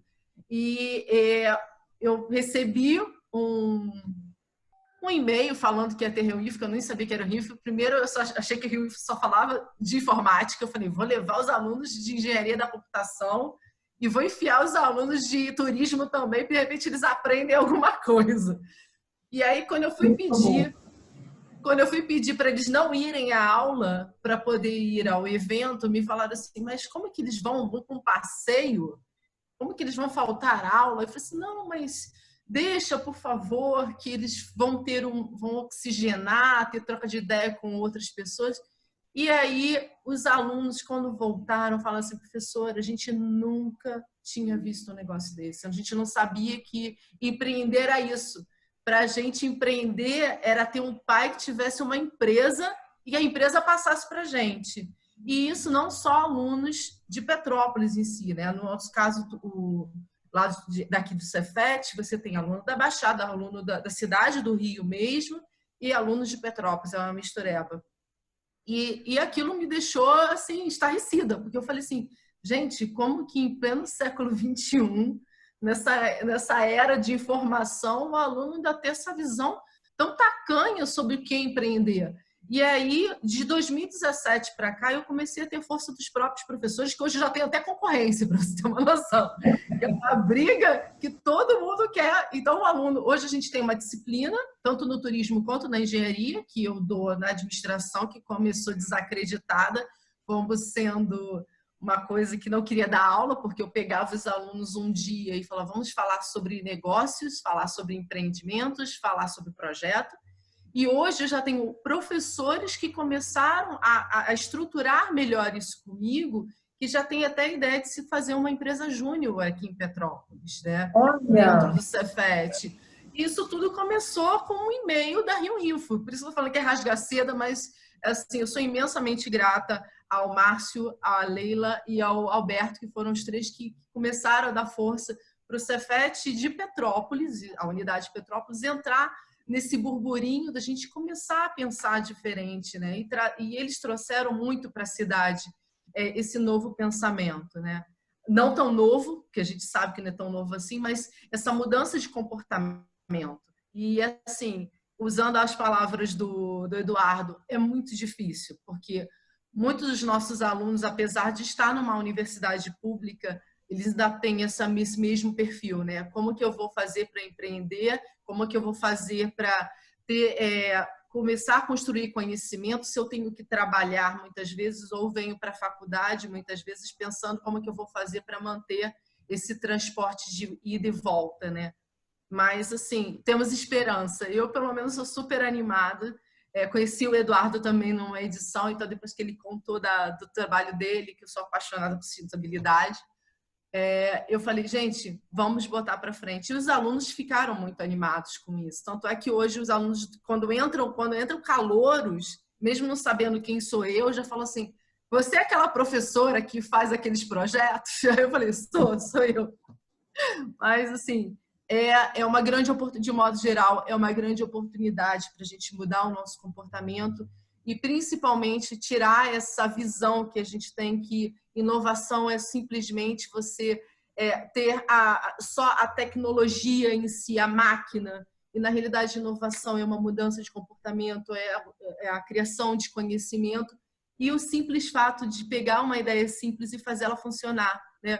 Como o Jean falou, se eu vender o Pedro também falou, se você vender seu aplicativo, você não vai conseguir cliente. Então, eu acho que essa questão do empreendedorismo, da ciência, da inovação, passa por uma simples frase. É você tentar fazer com aquela pessoa que você quer, né, ela descobrir que ela tem uma necessidade, que nem ela mesma sabe. Então, o nosso grande desafio é esse. Tentar descobrir as necessidades, descobrir os nossos talentos. É isso a primeira coisa que eu falo com o meu aluno quando ele entra na minha disciplina qual o seu talento? Eu não tenho talento. Eu falei, todo mundo tem talento. Todo mundo. É só descobrir lá dentro de você aquela necessidade que você tem, aquela necessidade que você enxerga, mesmo pegando lá o trem, como o Eduardo falou, para ir se deslocar. Quando você pega o trem, qual é a sua necessidade ali? Será que é não tocar agora, em tempos de pandemia, não tocar, não falar com ninguém? Qual é o seu talento e qual é a sua necessidade? Como é que você pode mesclar isso para trazer uma coisa que ainda não pensaram ou que ainda não fizeram gerar? Mas eu tenho que dar o meu parabéns para o Rio Info. Muito obrigada, Roberta. Primeiro, um comentário é você falar que você teve que pedir, por favor, deixa. Isso é realmente bem interessante, até, vamos dizer assim, engraçado, né? E a segunda é que eu tenho certeza que eu tenho esse chapéu. Em nome do Bloá, da Leila e do Márcio, eu agradeço muito o seu depoimento e eu também... particularmente, dou um apoio enorme a Petrópolis, vira e mexe quando o Márcio realmente ele é um cara incansável de estar levando coisas para Petrópolis. Eu já tive várias vezes lá, não só pela Rio Info, mas trazendo muita coisa. Então, Márcio e Leila, realmente, petropolitanos de coração, e Rio Info, junto com o Bloá, entendendo que a região realmente precisa, né? E eu não diria não, mas eu tenho um desafio que eu faço para os petropolitanos, eu vou repetir aqui. Petrópolis vai ser a Campinas do Rio de Janeiro. Eu tenho feito esse desafio. Petrópolis tem tudo para ser isso, eu quero ver quando é que eles vão aceitar o meu desafio. Eu duvido. Mas, muito obrigada pelo depoimento, a gente fica muito feliz em poder estar participando do desenvolvimento dessa cidade. Aí eu vou passar para a Tainá e depois para o Jean. Começar agradecendo muito a oportunidade de estar aqui, porque talvez se não não tivesse essa oportunidade de ser online, talvez eu não conseguisse nem chegar ao participar do evento do Rio Info. Eu agradeço muito ao Cláudio por ter vindo. E uma coisa que eu reparei, vocês falaram muito de evento. E teve um evento aqui no Rio de Janeiro que eu até não pude ir, por causa de deslocamento, que foi a Game XP, que foi um dos maiores eventos gamers que teve aqui no Rio e na América Latina. E assim, eu queria muito essa oportunidade de fazer na minha cidade. É mostrar que na minha cidade também tem gamers, também pessoas que jogam, tem pessoas que têm desenvolvimento de jogos, tem gente que trabalha com isso, mas acaba saindo da minha cidade para ir para o Rio, para ir para Paulo, para ir em outros lugares que têm oportunidade. Então falta um pouco isso, essa oportunidade de ter no nosso local, aqui no Rio, né, esse fomento de mostrar que assim, poxa, tá dando certo em outro local, pode dar certo aqui. Se a gente só precisa assim de um evento, um local, de um debate, pessoas que conversem sobre isso e falem assim, vamos fazer? Vamos fazer. Porque a gente precisa muito disso. E eu vejo que vocês falaram das experiências que vocês tiveram no Rio Info, é justamente isso. É ter a oportunidade de você estar com outra pessoa que tem a mesma ideia que você. Sim, muito bem, muito legal. A Rio Info tem, todo ano, eu agora, o Rodinei, que era o antigo reitor da IFRJ, todo ano ele participava lá, e continua participando lá da Rio Info. E eu já conheci ele em função disso. Talvez fique aqui, vamos dizer assim, um desafio da gente chegar mais forte aí em vocês e fazer mais barulho. Porque a gente tem, a Rio Info tem um olhar para esse setor de games, a gente todo ano fala sobre isso, e aí fica aqui o desafio, viu, o Blois, da gente fazer mais barulho em relação ao setor de games. E aí eu peço para o Jean falar aí o que ele tinha pedido para falar. Obrigado, Cláudia. Uma coisa que a Roberta falou, que eu achei muito interessante, ela teve que pedir por favor para poder levar os alunos no evento de empreendedorismo, tecnologia. E aqui na cidade, eu só tenho a agradecer à cidade de Engenheiro Paulo de Frontin e ao Instituto Federal, que desde que eu cheguei aqui, frequentemente e constantemente somos incentivados a entrar no mercado empreendedor. Então, a faculdade todo ano tem o Rock in Rio para a gente apresentar nossos projetos lá. O Rio Info, sempre recebemos convite, transporte para ir para o Rio Info. E aí aqui acontece completamente o contrário, Roberto. Aqui a gente tem incentivo demais e interesse de menos por parte dos alunos. E por isso que eu achei um pouco engraçado, né? Triste, mas engraçado a situação. E ano passado tivemos o Empretec, foi a melhor coisa que aconteceu na minha vida. Também em parceria com o Sebrae, com o Instituto Federal e com a cidade. Então aqui o que não falta é incentivo. E aí que me leva a abordar um outro tema que você estava falando, a visão que os alunos têm de empreendedorismo. Eu tive alguns colegas excelentes, tenho, né, alguns colegas excelentes, muito competentes, e quando a gente pensa em começar a empreender, nunca é sozinho, né? A gente precisa de uma equipe.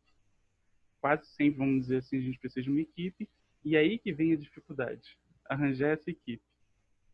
Que pessoas habilidosas é o que a gente encontra em todo o campo. Pessoas que querem empreender é algo muito raro, muito raro. E aí, só uma experiência rápida aqui, tenho amigos hoje que trabalham para empresas, desenvolvendo tecnologia, sistemas. Eu vou falar valores fictícios. Vamos supor que eles recebem um salário de 1.800 por mês. E eu falo, olha só, você fazendo essa mesma coisa por conta própria, abrindo sua empresa, você pode receber mais. O medo que eles têm de tomar essa iniciativa é muito grande. E mesmo você falando, tem mercado para você, tem cliente, é um bloqueio, é uma trava. Eu, pelo menos, particularmente, não consegui acessar, destravar essa trava desses meus colegas de trabalho. E eles preferem trabalhar para uma empresa para ter uma garantia de salário todo mês do que se arriscarem e poderem ser, vamos colocar assim, livres dentro do mercado. Esse é um ponto que hoje eu venho tentando contornar, mas é um desafio diário aqui na minha vida aqui.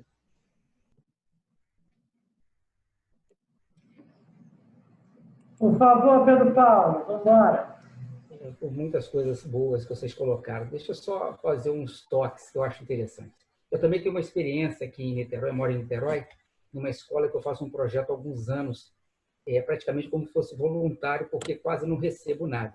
Mas o objetivo é uma turma do segundo ano do ensino médio, eles prepararem para o amadurecimento para a escolha profissional. Então, o projeto é exatamente isso, fazer um amadurecimento da escolha profissional desses jovens. E o último encontro que eu tenho lá, eu até faço isso com um amigo, é sobre empreendedorismo. E é interessante que eles nunca sabem o que é, que eles sempre associam a ter uma empresa, é só isso. Empreendedor tem quem tem empresa, pronto. E eles não sabem que isso é um comportamento.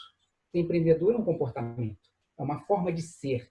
Nem todo mundo vai ser empreendedor, dono de empresa, mas todo mundo poderá ser empreendedor em qualquer lugar que esteja, porque ele vai mexer com o local. Isso é importante, essa característica. E é interessante que ninguém pensa nesse mundo. É desconhecido completamente deles, eles não sabem disso. Para eles é outro mundo, não existe isso, para dizer a verdade. Eles nem pensam nisso. O objetivo sempre deles é ter um emprego com um salário fixo, essa é a ideia. E aí a gente tem um paradoxo muito interessante que a gente até entende dentro da nossa sociedade. As pessoas se dizem empreendedoras, mas sempre buscam o serviço público para uma segurança financeira. Então, isso é um paradoxo que a gente tem. Eu sou inovador, mas quero fazer concurso público. Então, tudo bem. Não sei de onde é inovador, mas tudo bem, é uma característica. Então, é muito mais de verbo do que uma realidade de fato de comportamento das pessoas.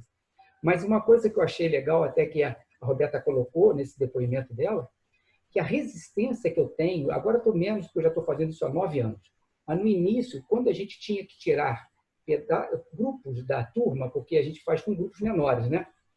Os professores tinham uma resistência de cederem os seus alunos incrível. Então, a gente era até assim meio mal visto, era interessante isso. Parecia que a gente estava incomodando as pessoas. E a direção mandando a gente fazer o trabalho, mas parecia que a gente estava fazendo um problema sério. Com o tempo, a gente foi conquistando, acho que eles não entenderam ainda o que a gente faz, mas conquistamos pela resistência que a gente teve. Mas mostra que vale mais, às vezes, para um professor dar uma aula lá de inglês, porque eu peguei um de inglês lá que era duro mesmo, de inglês, do que eles pensarem um pouquinho a respeito do amadurecimento da sua profissão, da sua decisão, que será importante. Não, vale mais aquela aula de inglês na cabeça do professor. Então, a gente repara que essa mudança de comportamento tem que haver nessa classe também.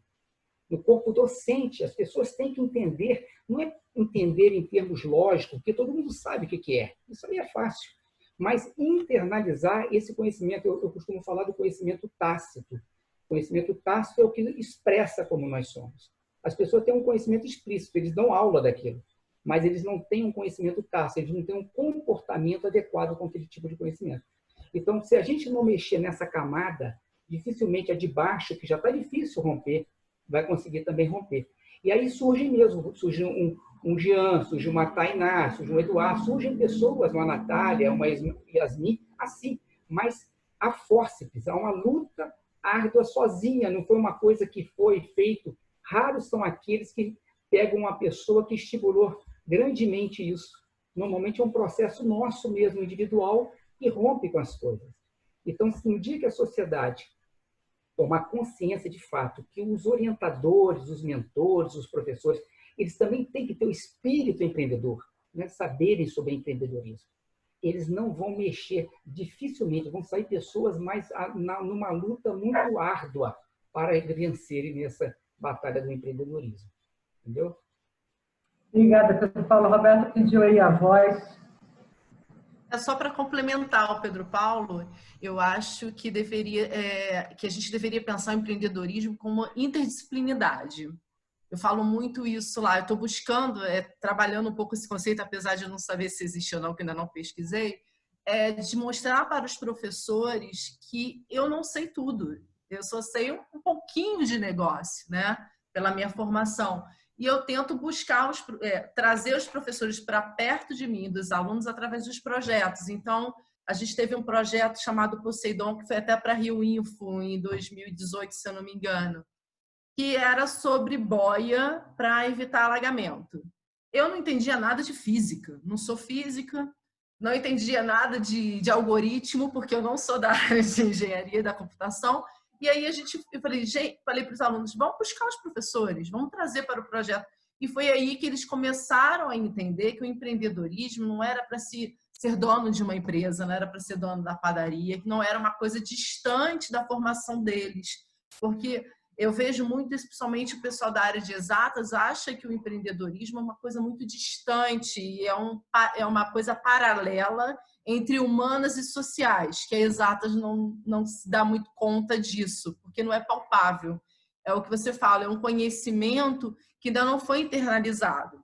E a buscar esses professores para se inteirarem dessa questão de que se precisa de um conhecimento até mais específico para se trabalhar o empreendedorismo, está permitindo essa mudança de comportamento, ainda bem pequenininha, mas está acontecendo. Obrigada, Roberta, aí, pelo seu depoimento. O Bló até lembrou que o Rodinei teve no Viradão. E aí, o que é o Viradão? Não sei se vocês acompanharam. Em todo esse esforço da Rio Info em realmente conseguir atingir o máximo possível as cidades do nosso estado, esse ano, devido ao cenário, a gente fez o Viradão. Então, foi um evento que começou de tarde, foi até meia-noite, em que todas as cidades foram convidadas a terem seus representantes. Vários assuntos foram abordados durante esse evento, dando continuidade a toda essa visão que a Rio Info sempre teve de Estado, né? Então, eu queria saber até se vocês chegaram a participar, quem participou, se tem algum comentário. Eu acho que o Roberta e o Paulo também eu sei que participaram, os outros eu não sei. Se vocês têm algum comentário de destaque do que vocês viram durante o evento. Do Viradão, que foi uma coisa bem diferente, né? Para falar a verdade, muita gente disse que o Blá estava doido, mas isso aí... Pode falar, por favor, Jean. Eu pude participar, na verdade, eu tive a oportunidade de realizar a live do Viradão, né? Foi um tremendo desafio e uma gratidão pelo Rio Info. Eu conheci o Rio Info em 2017 e aí esse ano eu recebi essa oportunidade. Saindo um pouco aqui do perfil profissional, eu fiquei que nem uma criança feliz quando recebi a oportunidade. Foi uma experiência muito boa e conseguimos avaliar, digamos que foi um MVP, né? E conseguimos avaliar o quanto a gente conseguiu impactar e como funciona você levar o Rio Info online para essas regiões que, inclusive, o Eduardo falou que antes ele não tinha acesso, longe do centro, nessas áreas do interior. E como é eficaz a gente investir nisso. E aí, inclusive, eu comentei no dia com o Duá e com outras pessoas, bora fazer alguma coisa mais voltada para o empreendedorismo também, que foi legal, teve blocos, falamos mais sobre educação, mas eu gostei, eu me empolguei. Então vamos fazer uma roda de negócios, vamos chamar as startups, trazer as ideias, e eu acredito que isso vai fazer muita diferença, e esse momento da gente ter que se adaptar da pandemia e ter que fazer isso online, eu vejo como uma tremenda oportunidade para a gente. Obrigada. Você gostaria, infelizmente, a gente vai começar a ter que encerrar, porque a gente já está quase 2 horas aqui, e aí eu pediria que quem tiver uma mensagem final para falar, Jean, por favor, uma mensagem final que você queira deixar aqui, dessa nossa experiência que tivemos nessa tarde com troca de tantas ideias interessantes e temas bem atuais. Obrigado, Cláudio. Eu gostaria de agradecer a presença de todos, fazer o convite para conhecerem o à Distância, é a plataforma online que eu fui convidado a ser sócio no início de março, finalzinho de fevereiro. É uma plataforma que hoje está atendendo diversas empresas, instituições. Estamos fazendo parceria, lives com a Uncme, com o Grupo Líder, com o próprio Rio Info. E convidar também para conhecer o Prisma Solutions, que é a empresa de conteúdo digital, construção de site, construção de lojas virtuais, logos. E uma mensagem a todos os companheiros, colegas que querem ou vão empreender. Não tenham medo. Eu sei que o medo é paralisante. Eu sinto medo. Eu, quando tive que entrar para o Rio Info, deu medo. Mas se você deixar o medo paralisar, você não sai do lugar. Então, quando vocês receberem uma proposta, inclusive se for uma proposta incrível, primeiro diz sim. Depois você descobre como vocês vão fazer isso acontecer. Tá bom, obrigada. Natália?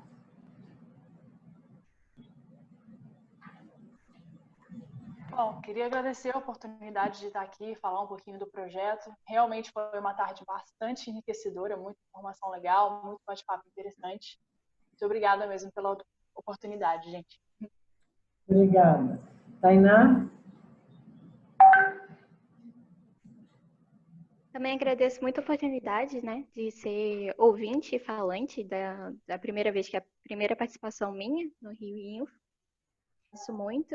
E queria deixar que todos nós somos agentes, nós consumimos ou observamos. Então, se a gente vê algum erro, vê uma oportunidade, ter uma ideia do jeito que a gente até comentou aqui sobre criatividade, a gente passar de ser observadores para a gente. Se a gente tem uma ideia, botar ela em prática, ou tentar botar ela em prática, ou pelo menos pesquisar de como a gente consegue sair do papel e pôr mais em prática as coisas que a gente pensa e que a gente acaba vendo na nossa situação. Obrigada. Isso daí, na verdade, é um desafio, né, Tainá? Vamos lá, Yasmin. Sua mensagem final. Gente, quero agradecer muito a oportunidade. Aqui em Cabo Frio a gente está começando o processo de um estabelecimento de um ecossistema de inovação. Então, a gente está com essa expectativa, né? E eu acho que a mensagem que eu gostaria de deixar é que a criatividade é uma ferramenta para dominar situações. E daqui para frente a gente vai ter muitas situações, né? A gente já tinha, mas daqui para frente, depois desse turbilhão de informações que foi 2020, nós teremos muito mais situações a serem dominadas, né? E que algo que eu sempre procuro falar é que a academia saia da bolha, né? Que a gente, como pesquisador acadêmico, e eu me sinto à vontade para falar isso aqui, porque eu já vi que várias pessoas que estão aqui são da academia, né? Que a gente tire as nossas dissertações e as nossas teses lá do arquivo da biblioteca e a gente comece a materializar isso, sabe? Porque tem muita chance e muita oportunidade, né, da gente ver grandes estudos se tornarem soluções para determinados locais. Então, isso é um desafio imenso no Brasil. Eu vejo a academia travada, eu vejo a academia isolada, né, tanto do mercado quanto da realidade, está realmente dentro de uma bolha. Termino minha participação aqui como pesquisadora acadêmica, né? Falei um pouquinho do projeto da OSP, peço que vocês sigam lá. É um projeto focado em microempreendedor, então solução de comunicação, de facilitação de processos e de tantas outras coisas para o mundo empreendedor. É a nossa forma ali o nosso braço de impacto que a gente está procurando causar. Muito obrigada. Eu que agradeço. Eduardo, sua mensagem final aqui.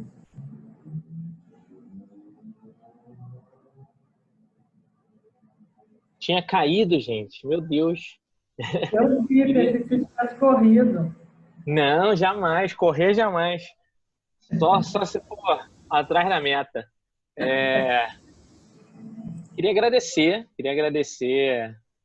Boa, queria agradecer você, queria agradecer a Leila e o Claudinho Campos, todo mundo aí, por fazer isso acontecer, né? O Márcio Campos, perdão, por fazer isso acontecer, essas conexões acontecerem, essas realidades que de repente nunca poderiam ser tocadas ou pelo empreendedorismo, ou pela tecnologia, poderem ouvir um pouco do como funciona, de ser empreendedor é ter atitude empreendedora, não necessariamente abrir um negócio e de mudar aí trazer muitas oportunidades e mudar muito a chance da realidade de determinados lugares. Eu adoro a Rio Info, eu adoro o circuito e eu só tenho a agradecer e pedir para vocês seguirem aí a Minha Coleta nas redes sociais. A gente está expandindo aí para alguns outros lugares, tem bastante novidade acontecendo, então siga a gente lá, @minhacoleta, e vamos trazer a conversa da responsabilidade socioambiental para uma conversa competitiva. É importante, ser competitivo é ter responsabilidade social, não é só cuidar do planeta hoje não é mais um custo, ele é uma obrigação e a gente precisa fazer isso, senão daqui a pouco não tem mais nada. Obrigado, gente. Não é nem um custo, nem um luxo, né? Exatamente, nenhum custo, nenhum luxo. Muito obrigada. Roberta, por favor.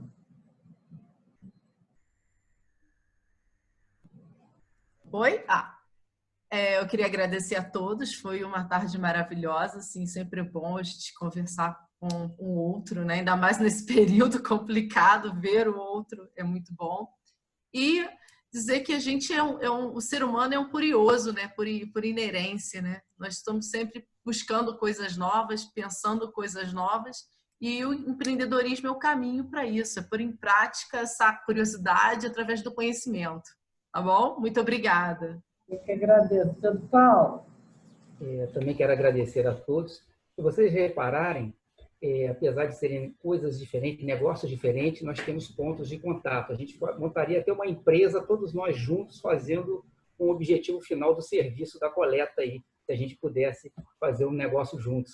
É interessante que as coisas não são separadas, elas têm links umas com as outras, por isso que nós podemos nos ajudar. O compartilhamento da informação é imprescindível para isso. Eu queria tocar numa coisa interessante que a Yasmin falou, o negócio de tirar as coisas do meio acadêmico. A metodologia que eu desenvolvi foi de um mestrado que eu fiz. E, provavelmente o meu orientador nem sabe que existe tudo isso que eu fui desenvolvendo ao longo desse tempo. Tá? Eu fiz alterações, é óbvio, mas saiu dali. Mas ele me falou uma coisa que eu nunca esqueci na época. Ele falou assim, você pode fazer uma tese, aí, uma dissertação que não sirva para nada, que vai guardar, ou você pode fazer alguma coisa que sirva para alguma coisa. Você vai ralar agora. Eu fiz isso, eu ralei para caramba na época, mas me serviu, não está me servindo, né? E ainda vai chegar no ponto que eu quero, que ainda não chegou, porque eu também sou empreendedor, não desisto. Eu também tenho essa raiz aí. Há muitos anos eu vivo essa situação que vocês estão vivendo, por isso que eu sei de causa própria o que vocês estão sentindo, não é uma coisa teórica, é uma coisa vivida que eu sinto. Então, é importante, e a palavra não é, eu queria só desconstruir um pouquinho uma coisa, não é medo, é termos coragem, não é tirar o nosso medo, é estimular a nossa coragem. E como é que a gente pode rapidamente pensar aqui em estimular a nossa coragem?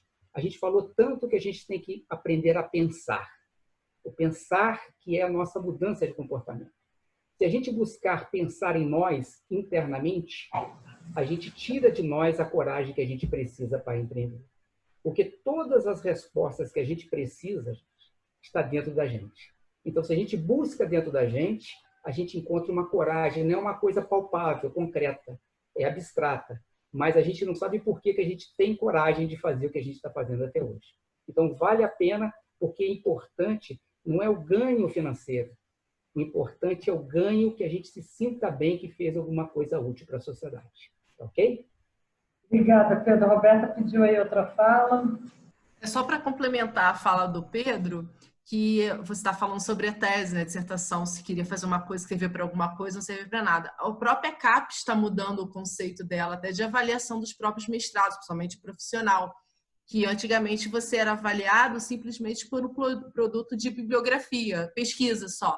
Hoje você está sendo, a CAPES está mudando o modo de avaliação dela e está avaliando por produtos tecnológicos. Então, os mestrados, principalmente os profissionais, têm que mostrar alguma viabilidade, algum produto que possa ser resultado da sua dissertação, da sua pesquisa. Então, eu acho que é o caminho. A gente está entrando nesse caminho.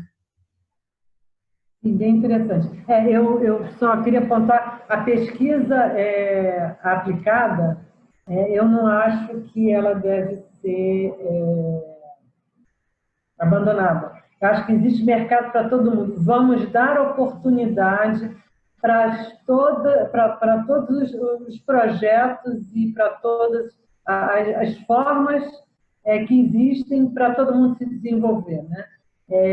E aí o meu recado final, gente, muito obrigado pela tarde excelente. Acho que a gente continuaria falando aqui, acho que 20 horas, vamos fazer o viradão qualquer hora dessa, né? O nosso viradão, a gente aqui direto. Já é o Jean, que é a produção do viradão, a gente já está garantido aqui. E eu sou suspeita, eu digo que a questão do empreendedorismo está no meu sangue. Quando eu digo que eu sou raiz, é porque desde os 8 anos, e acho que talvez até antes eu já teria feito alguma coisa, nem lembro, mas é uma coisa realmente que vem de dentro. Tem pessoas que acabam descobrindo isso um pouco mais lá na frente, mas o bichinho, na verdade, está lá dentro, entendeu? Um dia ele aparece, às vezes pode não aparecer por falta de oportunidade, às vezes ele está lá e você cria oportunidade. Então, o que é importante seja feliz, busque os seus sonhos, nada é fácil no mundo, e cenário de incerteza, isso existe sempre, dificuldades, ambientes mais propícios existem, menos propícios, como o Eduardo comentou lá na Baixada, também existem, mas vocês veem que nada impede. Só eu conheço, vindo da Baixada, aí 5 empreendedores, todos eles raçudos, e que eu tenho muito orgulho de acompanhar a jornada deles. O Eduardo é um, ele sabe que sempre que eu posso, eu realmente prestigio ele, porque isso que é importante. Te amo, sua linda. A gente apoiar e também acreditar no que a gente faz e aonde a gente quer ir. Então, o meu recado final é esse. Um beijo para todos, muito obrigada.